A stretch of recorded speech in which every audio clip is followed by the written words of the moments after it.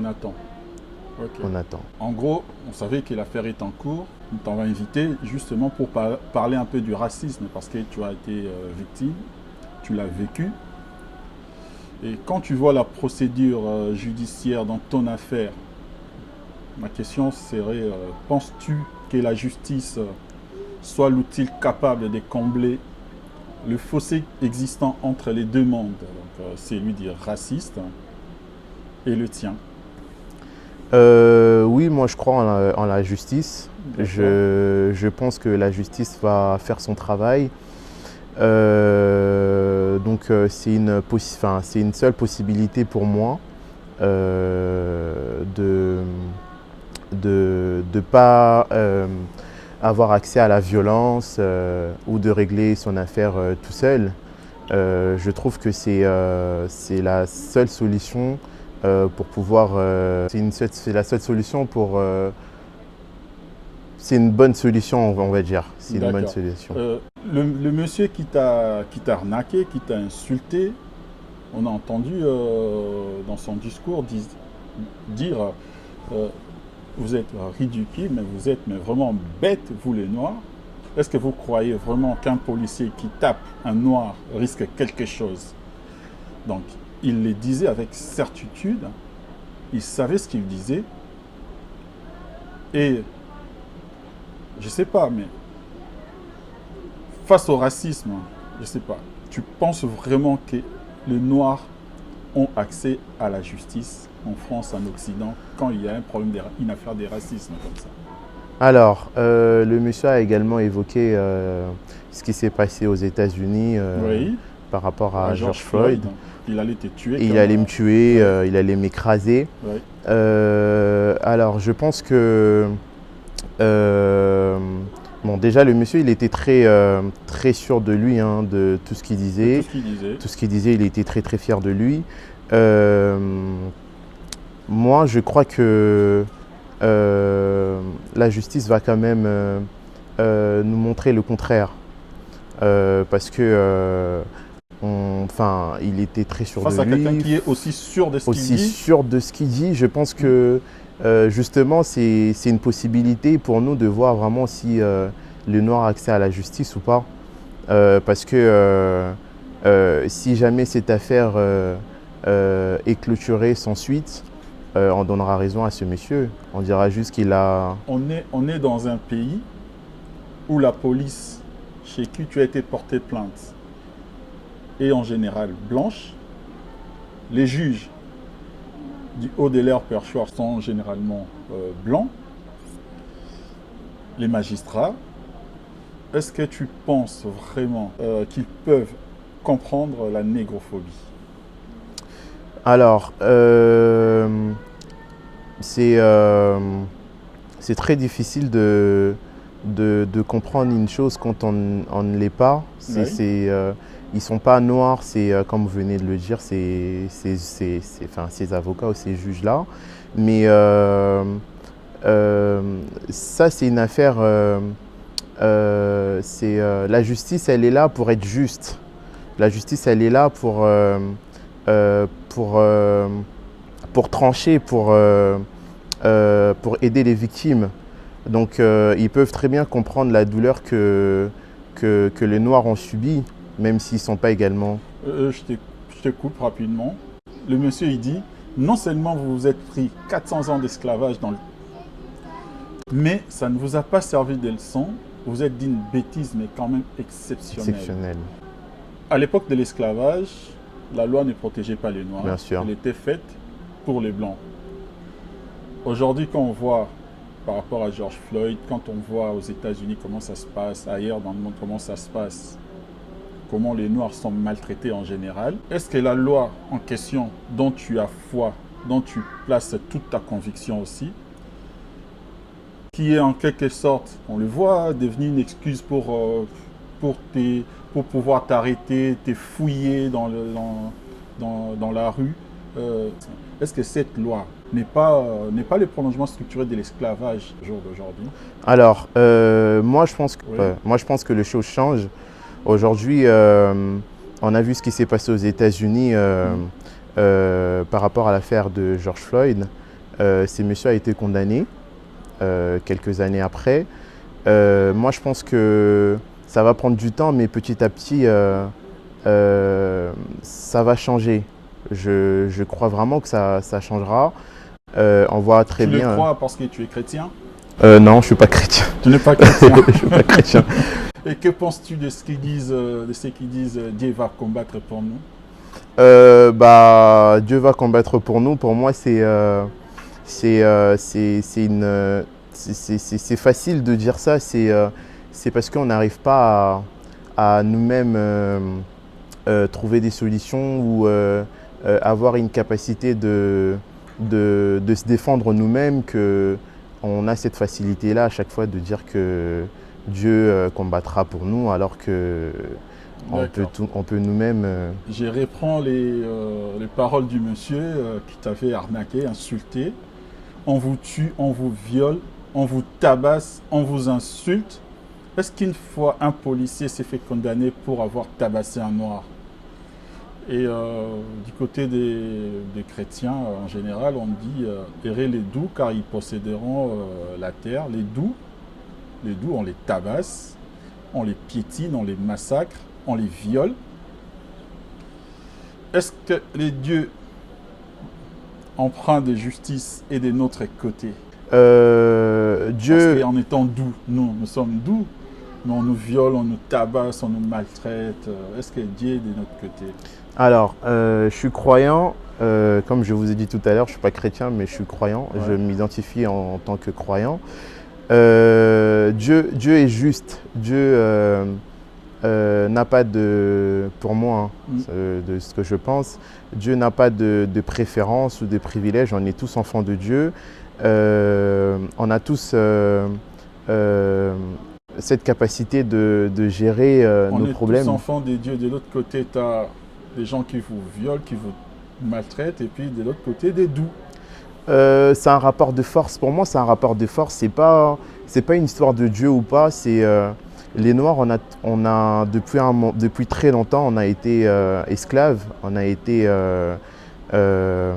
esclaves. Donc du coup, jusqu'à aujourd'hui, même si les choses changent petit à petit, jusqu'à aujourd'hui, on est considéré comme des sous-hommes, on va dire ça comme ça, parce que même le monsieur qui m'a insulté ou qui nous a insulté l'a très bien dit, on est encore considéré comme des sous-hommes. Donc les choses vont changer, les choses changent, on voit très bien avec le Black Lives Matter aux États-Unis.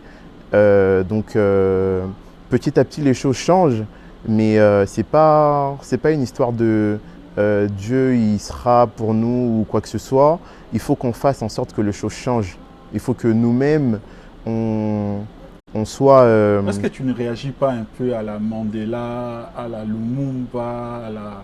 Je sais pas, on a des héros du côté des Africains, Lumumba, Mandela, Sankara, qui ont tous été victimes de violences, qu'on a battus, qu'ils ont été emprisonnés, ils ont été violés, tapés, tués. Et là, ce sont nos héros, ils sont doux. Mais ici, les héros, on a Colbert, on a Léopold II, on a Léopold II, roi de Belge, De Gaulle. Donc, des gens qui ont installé des politiques comme ça, des logiques comme ça, des violences, d'esclavagisme, comment piller l'Afrique. Et ce sont des héros ici. Et nous, nos héros, c'est comme toi, des gens assez doux, assez non violents. Est-ce que tu ne vois pas qu'il y a un problème chez les Africains? Alors, les Africains, il faut pas qu'on change la nature africaine. Moi, je pense que l'Africain n'est pas violent de nature. Malheureusement, les autres en profitent de ça pour nous rendre esclaves. Et aujourd'hui encore, grâce ou à cause de ça, on est encore victime de beaucoup de choses aujourd'hui. Est-ce qu'il ne faut pas qu'on change un peu des paradigmes là-dessus? Est-ce qu'il ne faut pas qu'on essaye un peu d'établir ces rapports des forces bon, je n'appelle pas à la violence, hein. Moi, je pose des questions simplement. Par rapport à une situation comme celle-là, est-ce qu'il ne faut pas qu'il y ait aussi vraiment un rapport de force. Pas passer par la justice, parce que Mandela, victime, on passe par la justice, rien ne change, même s'il a été président, mais on voit en Afrique du Sud. Hein. Lumumba, pareil, Sankara, pareil. Est-ce qu'il ne faut pas établir un vrai rapport de force? Mais Mandela, par exemple, vous venez de citer Nelson Mandela, même si, comme vous dites, il a été doux, il n'a pas utilisé la violence, mais il a quand même pu obtenir, on va dire ça comme ça, c'est sa lutte, on va dire ça comme ça, même si aujourd'hui ça continue encore. Mais on n'a pas besoin, je pense, d'utiliser la force pour avoir quelque chose ou pour gagner un procès. Mais de l'autre côté, on utilise la force. On a vu ça avec la Libye. On fait pas de la politique, oui, bien sûr. On a vu avec la Libye, on utilise la force pour avoir des résultats. Et n'as-tu pas l'impression que le noir a besoin de cette démarche morale, de la non-violence qu'on lui a montrée, mais en même temps, on lui fait subir, quoi? Oui, très exactement. Après, pour aussi utiliser la force, il faut être fort aussi. D'accord. Donc, on ne peut pas dire… C'est parce qu'on n'a pas de force qu'on voilà, on se laisse… Je dirais pas vraiment ça, mais il faudra aussi être fort pour utiliser la force, parce que si tu n'es pas fort, tu veux aller en guerre, tu vas juste perdre de toute façon, parce que tu n'es pas aussi fort que ça. Moi, je pense que la force ne va pas résoudre les problèmes. J'ai eu beaucoup de messages, hein, des gens ils m'ont également dit pourquoi n'as-tu pas tabassé ce monsieur. C'est pas la violence qui… Aujourd'hui, je l'aurais fait, malheureusement, je ne l'ai pas vu d'ailleurs, ce monsieur en est au téléphone, mais ça allait encore se retourner contre nous. Déjà que on est aussi victime de ça, hein. Tout ce qui se passe, c'est des Noirs, ils ont cassé, ils ont tabassé, ça allait encore se retourner contre nous. Et pour dire que bah, voilà, les Noirs, ils foutent la merde, ça allait encore se retourner contre nous. Donc moi, je pense que Mandela… Lumumba, c'est des gens très respectables, et s'ils n'ont pas utilisé la force, c'est parce qu'ils savaient très bien que l'intelligence peut résoudre beaucoup de problèmes sans pour autant utiliser la force. D'accord, une dernière question, après je vais te laisser le temps de… Une dernière question. Que penses-tu de la communauté noire par rapport à des situations comme celle-là, de racisme? Est-ce qu'il y a un suivi dans la continuité? Est-ce que tu penses que voilà, tu as un soutien de la communauté pour qu'au final, qu'il y ait vraiment des résultats, que la personne en question soit réellement condamnée, jugée, condamnée s'il le faut? On laisse la justice faire son travail. Est-ce que tu penses que la communauté noire est assez active par rapport à des situations comme celle-là? Alors, je pense que… Enfin, j'ai bien vu par rapport à mon histoire, par rapport à ce qui s'est passé, par rapport à ce que j'ai subi, oui. Que nous, en tant que Noirs, en tant qu'Africains, on n'est pas du tout solidaires. Ça veut dire… cette affaire, ce n'est pas mon affaire personnelle, parce que… On entend très bien ce que ce monsieur dit. Oui. C'est pas des insultes personnelles. Il parle de tous les Noirs. Il parle de tous les Noirs. Il est en train de tous nous insulter. Moi, ça m'a fait beaucoup de mal parce que j'ai l'impression qu'on ne connaît pas forcément vraiment bien notre histoire. Et les gens ont parfois tendance à banaliser ce qui s'est passé pendant l'esclavage.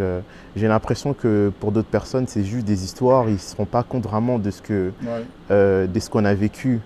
De ce qu'on a vécu, les gens ont été violés, les gens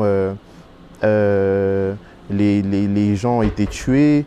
On a vraiment beaucoup souffert. Et moi, ça m'a fait très très très mal que ce monsieur s'exprime comme ça avec tant de légèreté. très sûr de lui et normalement, les Noirs en général ne devraient pas laisser passer ça comme ça. On voit dans d'autres communautés hein, comment ça se passe. Tu rappelles juste les souffrances de leurs souffrances en général. On va voir ce qui va se passer. Et une mobilisation voilà, ils ne vont pas lâcher l'affaire jusqu'à ce qu'il y ait au moins un procès. Ouais. Mais par rapport à mon histoire, jusqu'à aujourd'hui, il n'y a pas de procès. Je suis toujours en attente. Il n'y a pas de procès. Ça, c'est une affaire de justice. Mais il n'y a pas de suivi du côté des Noirs pour t'accompagner, pour accompagner le procès. Il n'y a pas de suivi. Il y a quelques messages. Je ne vais quand même pas dire que je n'ai pas de soutien. Mais ce n'est pas suffisant. Et aujourd'hui, rapidement comme ça, aujourd'hui, le monsieur t'appelle pour un arrangement. Combien tu vaux? Combien il faut qu'on te paye pour que tu arrêtes l'affaire?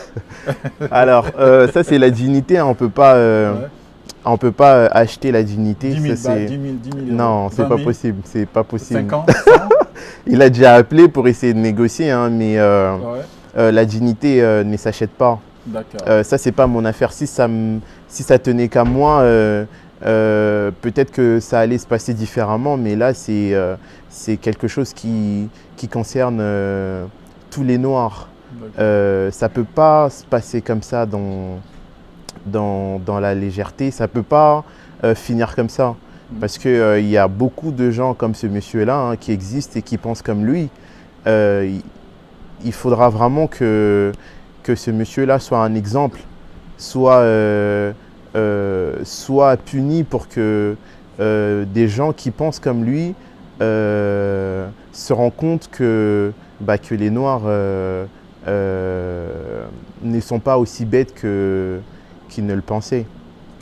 Moi, j'avais une question à te poser par rapport à Airbnb, justement, le site internet. Oui. Qu'est-ce qu'ils disent de tout ça, en fait? Ils m'ont envoyé un message, ils m'ont remboursé. Airbnb m'ont remboursé.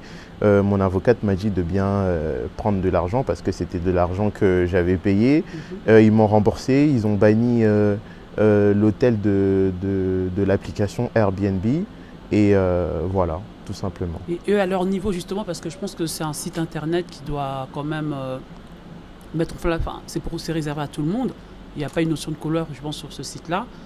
Compte tenu par rapport à la situation précise, est-ce qu'ils ont la possibilité, eux, de porter plainte, également de porter même partie civile par rapport à cette situation?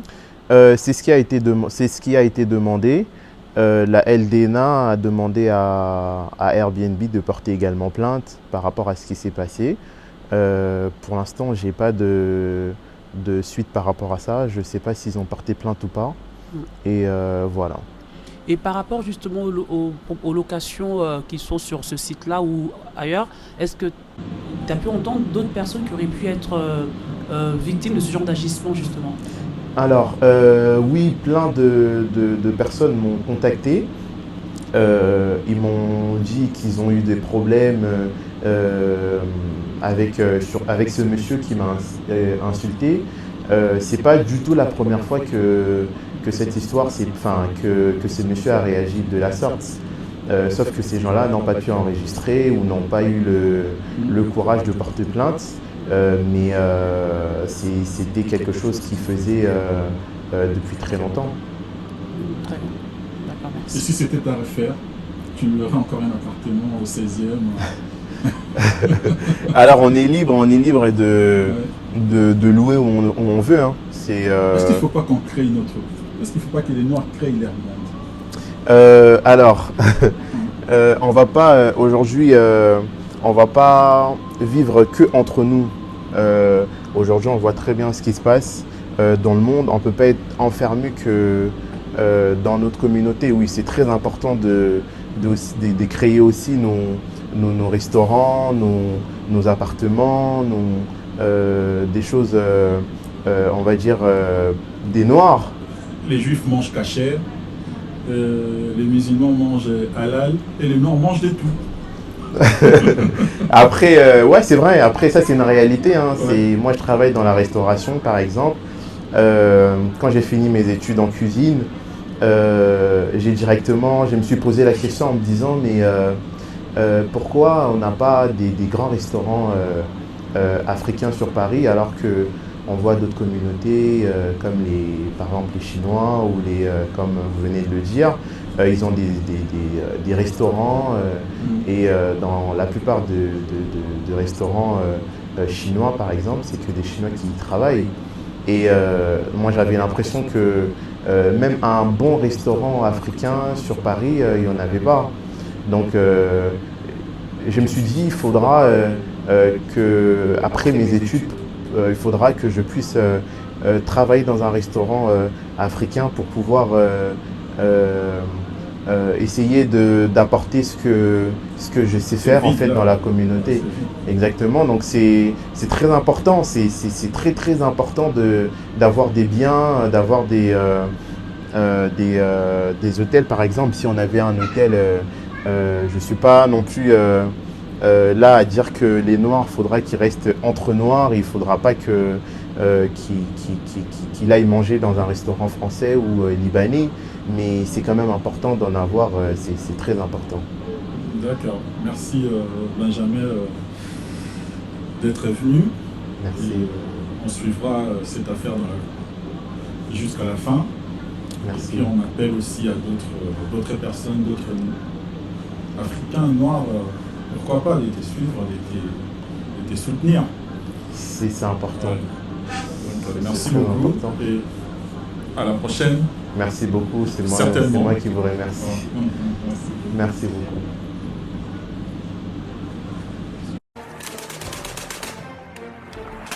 Right, hit that turn on the right, left side of the tire.